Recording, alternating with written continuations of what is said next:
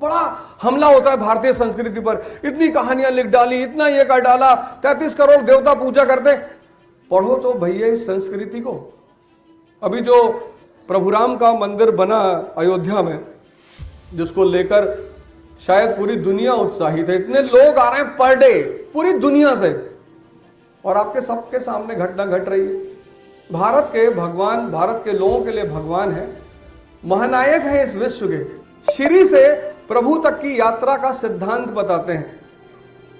अब इस क्लास में इतने सारे युवा बैठे हैं और सबने मंदिर का में प्राण प्रतिष्ठा वाली इंसिडेंट्स को देखा।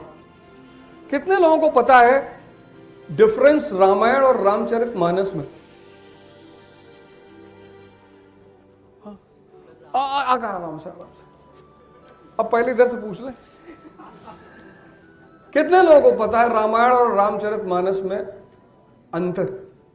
अरे ट्राई तो कर लो यार कम से कम। हाँ भाई, अच्छा, और रामायण? अच्छा अच्छा, ठीक है, बैठो बैठो। और कोई आदमी इन्होंने ट्राई किया है? फैजल भाई, इनको एनसीईआरटी फ्री में दिया जाए इकरा की तरफ से। अरे जब बोलने का मौका आए तब बोलो उठ के। कुशाग्र को एनसीईआरटी इकरा की तरफ से फ्री। हिम्मत की भाई इतनी बड़ी भीड़ में। स्टूडेंट, भिखारी और सन्यासी, इनकी इज्जत नहीं होती। अगर ये इज्जत पाने की कोशिश करेंगे तो जीवन में कुछ नहीं मिलेगा इनको। जितना माँ बाप बेइज्जत करेंगे और जितने टीचर बेइज्जत करेंगे। हमारे टीचर कहते थे कि बेटा, हमारे टीचर है सीबी सिंह अभी भी हैं, तो जो हमको एक बार बहुत मार मारे तो शाम को बुलाए, बोले बेटा जिसको मार दिए ना उसका जीवन बन गया। तो हमने कहा सर नरसिम्हा राव जी को भी मारे थे, उस वक्त वो प्राइम मिनिस्टर थे। कह नहीं, किसी ने शिक्षक ने मारा ही होगा। तो ट्राई करना, मतलब इज्जत बचाने की जरूरत नहीं। मैं तो देखता हूँ हजार हजार लोग क्लास में बैठे होते हैं, मैं क्वेश्चन पूछता हूँ कोई जवाब ही नहीं देता, सबको अपनी इज्जत की चिंता है ही नहीं। विद्यार्थी, सन्यासी और भिखारी, इनको इज्जत की चिंता नहीं करनी चाहिए। इनके लिए कौन सी इज्जत? अब भिखारी आपके दरवाजे पे खड़ा है कटोरा लेके और कह रहा दे दो भैया हम मुगल फैमिली से हैं, दे दो भैया हम मुगल फैमिली से, नहीं तो हम नाराज हो जाएंगे। तो काहे का भिखारी?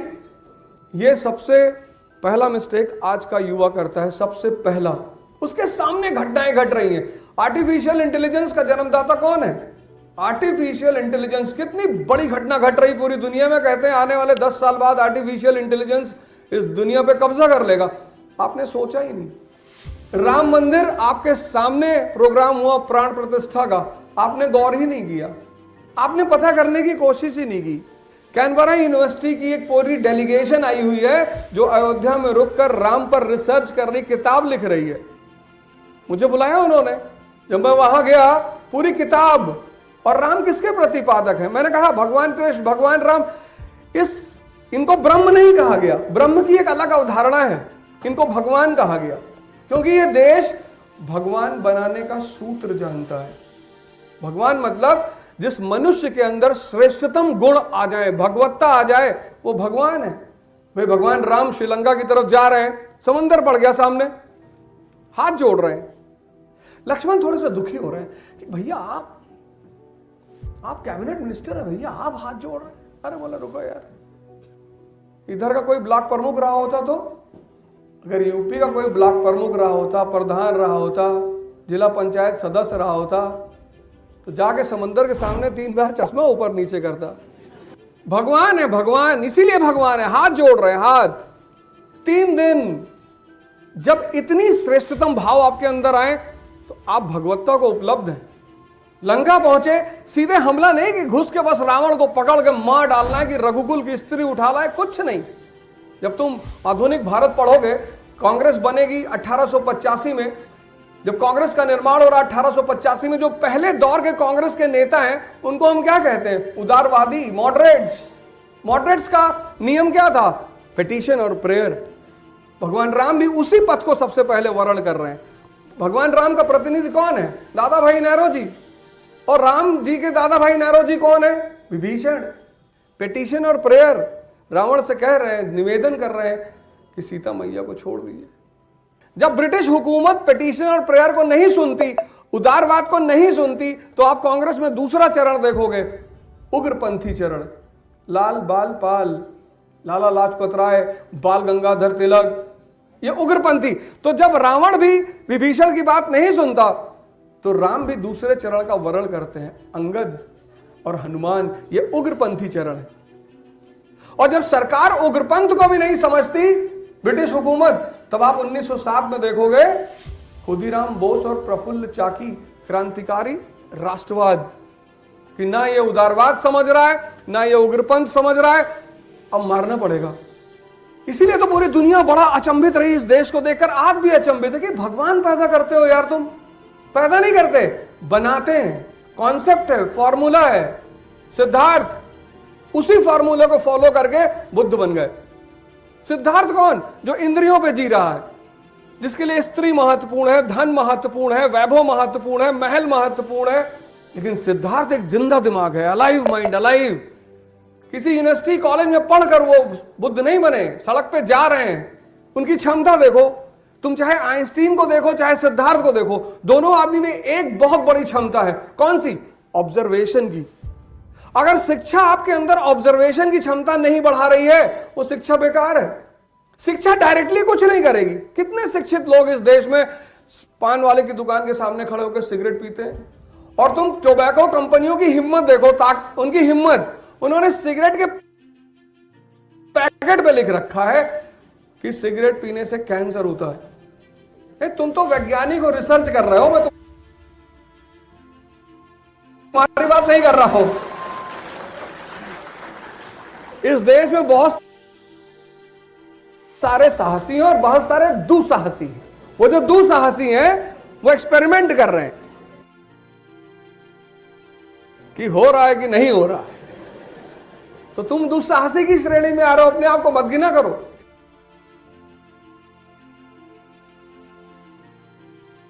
पर मैं टोबैको कंपनियों की शक्ति की बात कर रहा हूं, कॉन्फिडेंस की बात कर रहा हूं कि अगर चिप्स के पैकेट पे लिख दिया जाए कि ये जहर है, कोई नहीं खरीदेगा।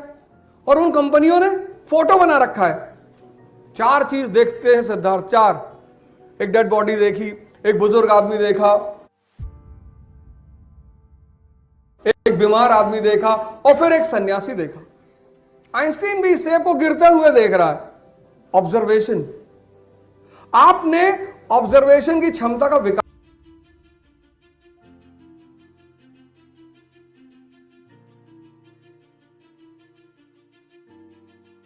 ही नहीं किया। आर्टिफिशियल इंटेलिजेंस, जॉन मैकार्थी, इतना बड़ा नाम है जॉन मैकार्थी आज की दुनिया में।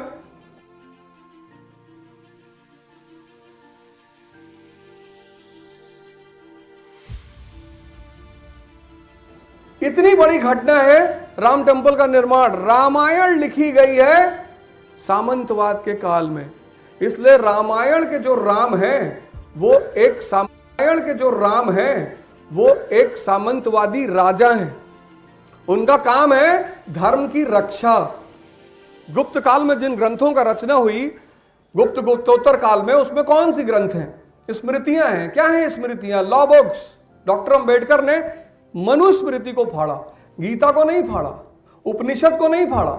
जैसे इस्लाम, मुसलमानों में शरीयत है, कानून की किताब, ऐसे हिंदुओं में स्मृति है, कानून की किताब। मनु स्मृति, नारद स्मृति, याज्ञवल्क्य स्मृति। तो रामायण जो है वो सामंत काल का ग्रंथ है। उसमें राम एक राजा हैं जिनका कार्य है धर्म की रक्षा करना। अगर कोई भी धर्म को वॉयलेट करेगा वो उसे मारेंगे। इसीलिए उसमें एक प्रसंग है शंभूक वध का प्रसंग, लेकिन वो शंभूक वध का प्रसंग रामचरितमानस में नहीं है। शंभूक वध का प्रसंग रामायण में है, शंभूक वध का प्रसंग रामचरितमानस में नहीं है। क्योंकि रामचरितमानस जो है वो मर्यादा पुरुषोत्तम राम, श्री से प्रभु बनने के सूत्र का ग्रंथ है। पहला काम ये करिए, ऑब्जर्वेशन पावर को डेवलप करिए। आप सोच रहे हैं सिर्फ पढ़ेंगे पढ़ेंगे पढ़ेंगे, कितना? पढ़ाई का सबसे बहुमूल्य काम है ऑब्जर्वेशन पावर का विकास। अगर वो नहीं कर रही है, बेकार है। क्योंकि पढ़ के कोई राजा बनेगा ही नहीं। पढ़ के फिर पहला स्टेज है पढ़ना, फिर पढ़ने के बाद दूसरा स्टेज पैदा होता है ऑब्जर्वेशन से सीखना। सीखने से तीसरा स्टेज पैदा होता है समझना।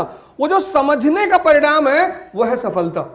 शिक्षा का परिणाम सफलता नहीं है। नहीं तो सबसे ज्यादा लिटरेसी रेट आज भारत में है और हर आदमी को खुश होना चाहिए। पर आज जितना तनाव है उतना कभी नहीं था। 1950 में 13% लिटरेसी रेट थी और आज 80+ है। शिक्षा सीधे कुछ भी नहीं करेगी। कबीरदास जी तो कभी स्कूल ही नहीं गए, लेकिन ऑब्जर्वेशन की पावर बहुत जबरदस्त है। खजूर का पेड़ देखा, दोहा बना दिया, बड़ा हुआ तो क्या हुआ जैसे पेड़ खजूर, पंछी को छाया नहीं फल ला गया अति दूर। किसी कॉलेज में थोड़ी सीखा ऑब्जर्वेशन। इसीलिए शिक्षा व्यवस्था बनाई गई। शिक्षा व्यवस्था का पूरा उद्देश्य यही है कि व्यक्ति के अंदर ऑब्जर्वेशन की क्षमता का विकास करे, देखने की क्षमता। इसलिए हिंदुओं ने बहुत ही सारे चित्र बनाए, उसमें एक सबसे बड़ा चित्र उन्होंने बनाया भगवान शंकर का तीसरी आंख के साथ, थर्ड आई। बड़ा लोग एक्टिवेट कराते हैं आजकल, तो वो भी एक बिजनेस है, थर्ड आई का एक्टिवेशन, वो भी एक बहुत बड़ा बिजनेस है। अर्जुन तेंदुलकर को दुनिया में कोई असुविधा कभी रही नहीं होगी, लेकिन आज क्रिकेट जगत में नाम किसका है? रिंकू सिंह का। सामान्य परिवार से आता है लड़का। सूर्य प्रताप यादव, मोहम्मद शमी को यूपी क्रिकेट बोर्ड ने लेने से मना कर दिया, उसको कलकत्ता जाना पड़ा, बंगाल। आज तो पद्मश्री मिल रहा है ना। जब आप फाइट करते हो तो आप अकेले होते हो, जब आपके पास उपलब्धि होती है तो कांग्रेचुलेशन वालों की लाइन लगी होती है। आज तो मोहम्मद शमी के साथ लाइन लगी हुई है, लेकिन जिस वक्त यूपी में खेलने नहीं दिया, छोड़ो अर्जुन तेंदुलकर और रिंकू सिंह, अभिषेक बच्चन और पंकज त्रिपाठी। अभिषेक बच्चन जिस घर में पैदा हुए, उनके पिताजी को सदी का महानायक कहा जाता है। कुछ भी डाबर लाल तेल, ठंडा ठंडा कूल कूल।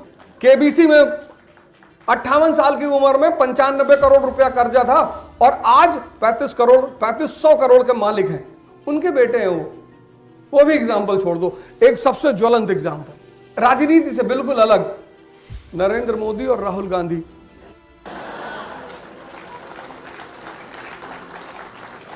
आप में से बहुत लोगों को लगता होगा कि यार हम बड़े सामान्य घर में पैदा हुए, यार हमें अगर सुविधा मिल जाती तो हम ये कर लेते। सर आप बहुत अच्छे घर में पैदा हुए हैं, आप बहुत अच्छे घर में पैदा हुए हैं सर।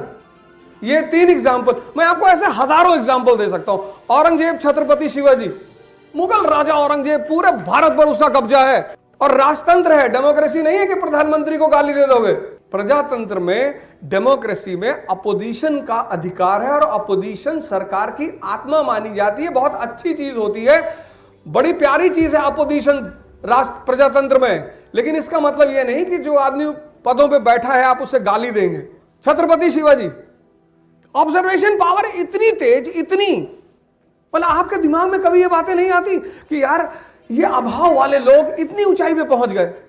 पहला काम आप ये करिए, अगर आप चाहते हैं कि रिंकू की सिंह की तरह, पंकज त्रिपाठी की तरह, नरेंद्र मोदी जी की तरह आपका भी नाम दुनिया में जगमग करने लगे, तो आप अपने ऑब्जर्वेशन पावर पर काम करिए। मैं शिवाजी की बात कर रहा था, सामान्य परिवार, यही तो दर्द रहा औरंगजेब को कि मैं मुगल सम्राट और ये जमींदार का बेटा, और तब राजतंत्र था। 1656 सिविल वॉर, गृह युद्ध चल रहा है मुगलों के बीच। औरंगजेब अपनी ही भाइयों से लड़ रहा है गद्दी के लिए। 1656 उसका अपने ही भाइयों के बीच गृह युद्ध चल रहा है गद्दी के लिए। चलता है राजघरानों में, ऐसा कोई नई बात नहीं है, सबके यहां चलता है। और शिवाजी ने तुरंत, जब आपका दुश्मन अपने आंतरिक मामलों में उलझा हुआ हो, वो सबसे अच्छा अवसर होता है उसका फायदा उठाने का। और 1656 में कोंडना एक किला है, उस पर कब्जा करते हैं, अथाह संपत्ति का किला, क्योंकि राज्य